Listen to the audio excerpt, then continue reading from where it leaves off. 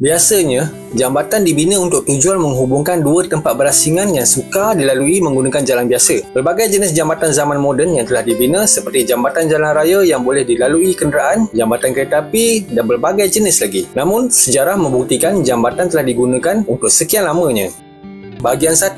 Carrick-a-Reedy, North Island. Jambatan tali Carrick-a-Reedy adalah sebuah jambatan yang terkenal di daerah Antrim di Island Utara. Jambatan ini menjadi penghubung antara tanah besar dengan pulau Carrick-a-Reedy. Terletak pada ketinggian 30 meter di atas batu-batu besar yang tajam, jambatan ini dianggap sebagai salah satu antara yang menakutkan untuk digunakan kerana angin kuat yang sering membuatkan jambatan ini bergoyang. Keadaan air yang menghentam batu-batu di bawah menambahkan lagi suasana cemas. Akan tetapi, jambatan itu akan memberikan anda pemandangan indah ke arah perairan dan pulau itu dan akan memberikan anda pengalaman yang begitu berharga. Untuk menggunakan jambatan ini, anda perlulah membeli tiket terlebih dahulu. Pada waktu kemuncak musim cuti, tiket untuk menaiki jambatan ini boleh habis dijual seawal pagi.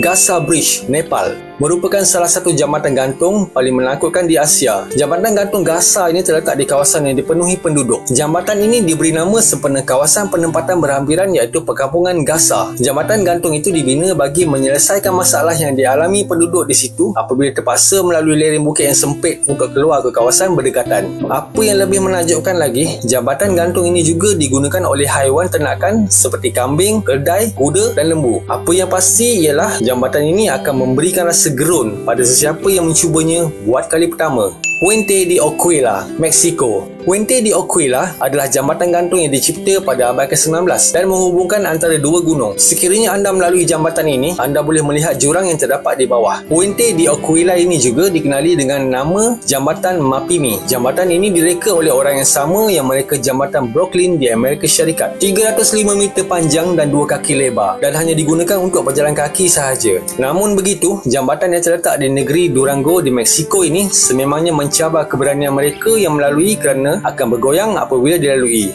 Jambatan ini disambung menggunakan wire dan rel besi dan tiada apa yang menyokong jambatan berusia lebih dari 100 tahun ini dari bawah. Canopy Walk, Ghana. Jambatan ini terletak pada ketinggian 36 meter dari atas tanah dan akan memberikan anda pemandangan hutan hujan yang menakjubkan. Jambatan gantung yang sedikit longgar dan bergoyang-goyang ini dibina melalui beberapa pokok besar dan dipenuhi hidupan liar di sekelilingnya, memberikan anda pengalaman sebenar berada di hutan. Kini, jambatan Canopy Walk ini telah dipasangkan jaring untuk tujuan keselamatan.